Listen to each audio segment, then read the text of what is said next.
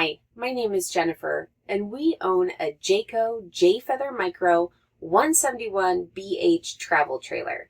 And for the last 2 years, we've created videos going over all the issues that we've had in the trailer the previous year. If you haven't already watched our 1 year and 2 year review videos, I will add links to those in the video description. Well, now it is our 3rd year of owning this trailer, and we didn't have anything worth reporting in this 3rd year of ownership. All of our issues seem to have wiggled their way out in the first 2 years, luckily, and we're very happy to report that we really didn't have anything major happen this last year. But I still did want to check in. So I thought I'd go over some of the main reasons why we purchased this trailer originally, and then how we feel about those items now that we've owned the trailer for 3 years. And then at the end, I thought I'd go through and list some of my favorite upgrades that we've done in this trailer. And if you want to jump to any particular section in this video, you can just go ahead and select the chapter right there in YouTube.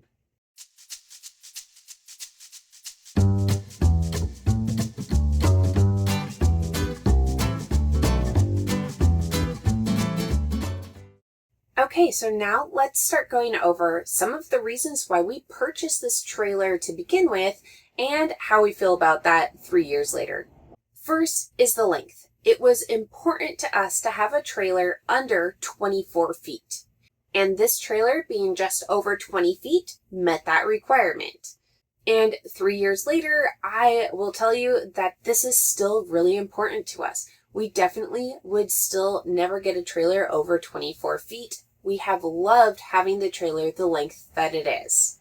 So there's a couple of reasons for this, and the main one is the fact that we like to camp at state parks. We're in California, so primarily we're in California state parks, and they all do have different restrictions, but the one we see most often is that the trailer needs to be under 24 feet. And we have been able to squeeze this trailer into some sites that we love. Sometimes the sites honestly feel like they'd be better off for tent campers, but we're always happy when we get squeeze our trailer into a site that's just so filled with trees that we know you could not get in a rig that's much larger than what we have. The other nice thing about it being this length is it's small enough that we could park it in our driveway, and that was important to us as well. So we are very happy with the length of our trailer. We haven't had to skip out on any campgrounds that we were interested in because of the size of our rig. And being able to take our trailer into small campgrounds filled with nature is definitely one of our favorite parts about this trailer. The next item that was important to us when we were buying this trailer was the floor plan. It was important to us that there were private spaces for our kids. So we wanted them to have their own bunks. We wanted the bunks to each have a window. We wanted them to have USB chargers, outlets. We wanted it to be a comfortable area for the kids. We also wanted them to have curtains. We wanted them to be able to close their curtains and have a little bit of private space when it's time to go to bed. The curtains, both in the bunks and up front, act as a really good separation of space in such a small area.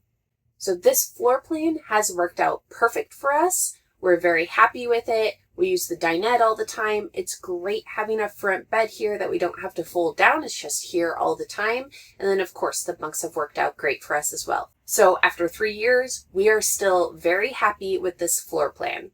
The next important item when we were purchasing this trailer was the bathroom, or more specifically, the bathroom sink. It is amazingly hard to find a trailer this size with a sink in the bathroom. And this was important to us. With kids, it just seems like a sink in the bathroom is extra important, not only for washing your hands, but also just to have that spot to brush your teeth. It just makes it that much easier for the kids to stay on routine while we're at camp. And 3 years later, I still love this bathroom layout. It has everything we need. We have a sink, we have some counter space, we have a vanity, and we did find that we really didn't use our shower, so we ended up converting that into a closet, and that has worked out amazing for us as well.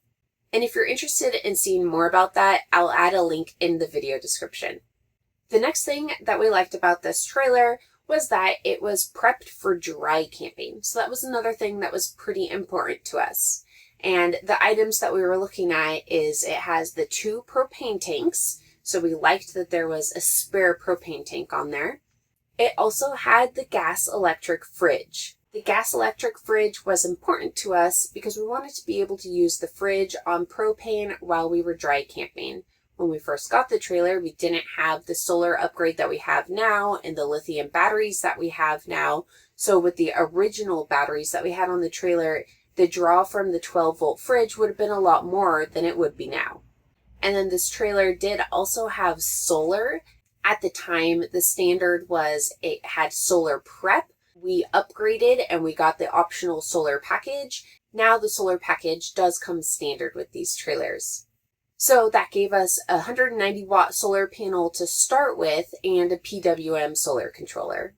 And then the last dry camping feature that made us excited about this trailer was it was prepped for an inverter. However, now that we have an inverter, we found out that that inverter prep wasn't actually that useful. It's not designed to control the entire trailer, and we ended up not using it and went a totally separate route. And I will talk more about our solar upgrades later, so just keep watching if you want to hear more about that. The next item that was really important for us when we were purchasing this trailer was an outside kitchen. Now, the outside kitchen that this has, we were not really excited about when we purchased it, but we liked everything else about this, and we thought what it had was better than nothing, so we went with it.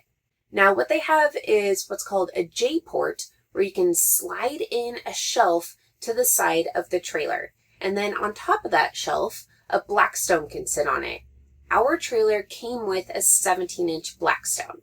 That tray has holes for the 17, or you can upgrade to the 22.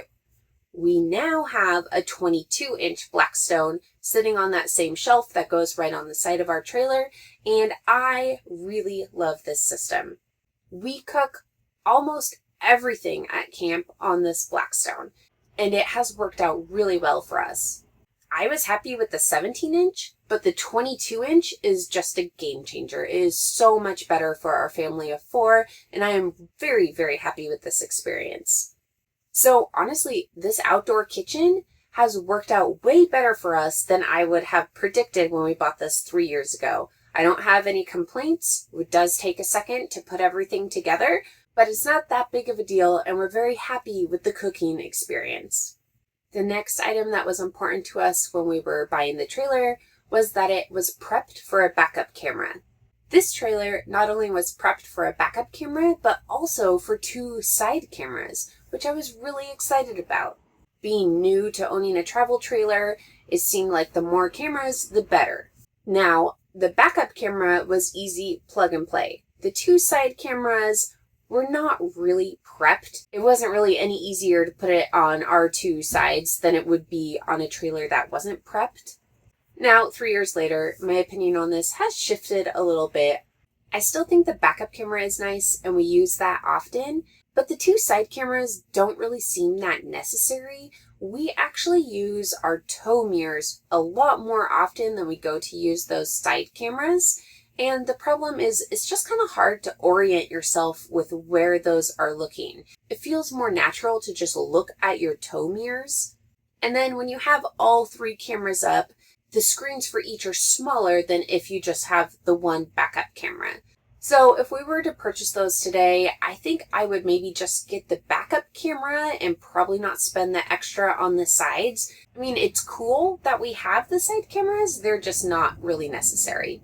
The next thing we really liked about this trailer when we bought it was the enclosed underbelly. And we were really excited about that because we thought that could allow us to do some cold weather camping. Now, we have not done anything extreme with this trailer. We have not taken it to the snow. The coldest that we have camped in is overnight. It probably got to like the low 30s. And we had no issues. It wasn't cold in here. We didn't have any issues with pipes or tanks. And I think because we have the enclosed underbelly, that's just not really something that we're concerned about. And so that feels nice. The one downside is the enclosed underbelly does make it harder to work on the trailer sometimes and to do upgrades. So twice now we have taken the underbelly off, once to upgrade our solar system, and then another time when we wanted to check on the freshwater tank and secure that a little bit. And it's not that big of a deal, but it does definitely add some time and work to projects that involve the underneath of the trailer when you have to take the underbelly off. I definitely would still rather have an enclosed underbelly than not. It's just something that we hadn't really given a lot of thought before we purchased it. And now some trailers have panels that you could take off, and I don't know how much weight or cost that adds to the trailer, but that does seem like a feature worth looking into so you don't have to remove the underbelly to work on a project. And the last thing that we liked about this trailer when we purchased it was it seemed to have easy maintenance. We liked that it had a black tank flush, which surprisingly not every trailer we looked at had that. We also liked that it had double Azdel walls, so it has Azdel on the outside and the inside. And we also liked that it didn't have a slide, because that was one less thing to maintain. And now that we've had the trailer for 3 years, we're still really happy with that stuff. We feel like this is a really low maintenance trailer, and we like that. Gives us more time to camp and less time to deal with issues in the trailer. So, overall, we are still really happy with this trailer 3 years later, and we still love this trailer. Everyone in our family is always still excited to go on a camping trip and get to spend some time out in the trailer.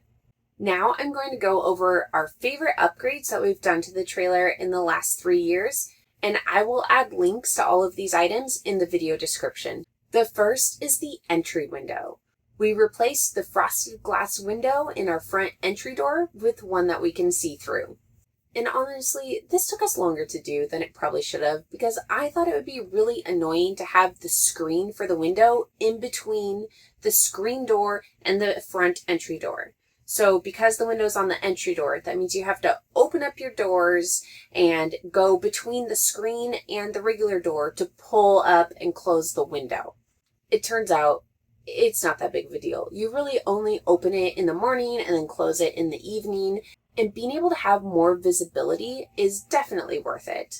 So these upgrades aren't listed in any particular order, but this entry window is really one of my absolute favorite upgrades that we've done. The next is the MaxxAir vent covers. So we added a cover to both the fan in the front of the trailer and also the one in the bathroom. And the one in the front is designed for one of these covers, so it had clips, you just stick it in. It was a really quick thing. The other one was not designed for it, but still the installation didn't take too long.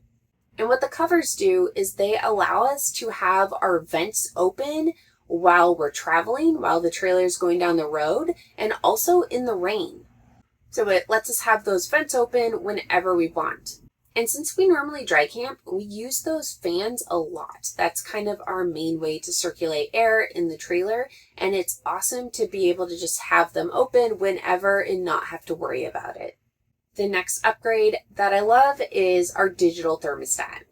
The original thermostat that came with this trailer was really difficult to use. Just turning it on and off, I felt like I was going to break the little plastic switch off. It was really a struggle. So adding this digital thermostat is awesome because not only is it super simple to use, but I really like being able to have a digital readout that tells me what the temperature is in the trailer right now, and it makes it really easy to see what you're setting it to.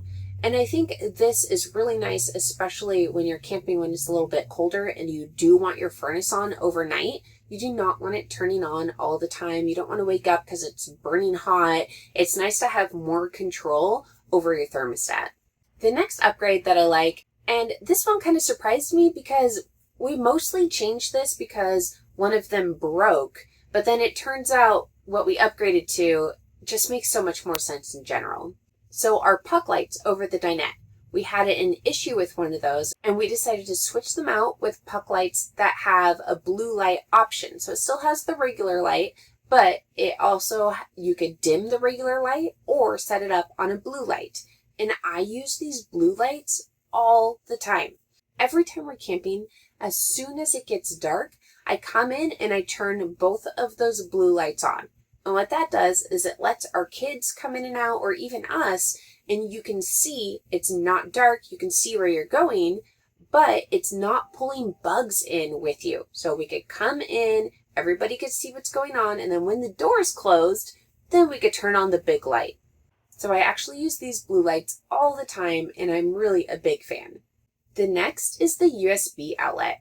We added a USB outlet to the headboard on the front of our bed, and that is awesome. The USBs on the pop-up tower next to it, that whole tower is actually plugged into a standard household outlet, so none of that works without shore power. The USBs that we added work on the 12-volt system, so those work while dry camping. The trailer does not have to be plugged in, it just works off of the battery. And even though we have an inverter, we still use these USBs more than anything because we don't turn our inverter on unless we actually need it. It's just really convenient to have a couple extra USBs right here in the front of the trailer. And then lastly, of course, I have to include that our favorite upgrade, this is probably the number one favorite. Of course, these weren't in order, but one of our favorite upgrades is just what we have done to our solar system. So I call it the solar upgrade, but it's actually a lot more than that. We added a second solar panel, we added an inverter to our trailer, and we also upgraded to 3 100 amp hour lithium batteries. So we have 300 amp hours of lithium batteries. We have an inverter that's large enough to power anything in the trailer, the microwave. Technically, we haven't used it on our air conditioner yet. We should be able to. We just still haven't installed a soft start into our air conditioner yet. I think we might do that this summer. But anyways, the inverter lets us use any of the outlets, any of the items that would require shore power we can use with the inverter. And our battery bank is large enough that even if we don't get good solar coming in our solar panels, we still have enough battery power to last us for the weekend, no problem. And because I'm a data nerd, my very favorite part about our solar upgrades is we added in a Serbo GX and a Serbo GX Touch 70. So the Touch 70 is just the screen that allows you to see what's happening in the Serbo GX, and the Serbo GX is basically the brains of the entire solar system. So it takes all the pieces and we all plug it into the Serbo GX, and then we have the screen that shows us everything that's going on with our solar system. So we can see how much sun we're getting on the solar panels and where it's going. So if it's charging the batteries, or if it's helping power the DC system, or if the inverter is turned on and it's powering the AC system, and we can just see exactly how much power we're using, how much power we're getting, and it's really awesome just to have a really clear idea of what's going on with all of that. So if you want to see more about our solar upgrades and like what cables we used and where we ran them and just see all the details on exactly what we did, I will add that video in the video description as well, so you can really dig into that if you're interested. So that is it. After 3 years, we still love this trailer. We're not having issues with it, and we've done some really fun upgrades that make it even more fun to camp with. I hope you enjoyed this, and I hope that it was able to help you in some way. If it did, please help us out by subscribing. Thanks, and happy camping!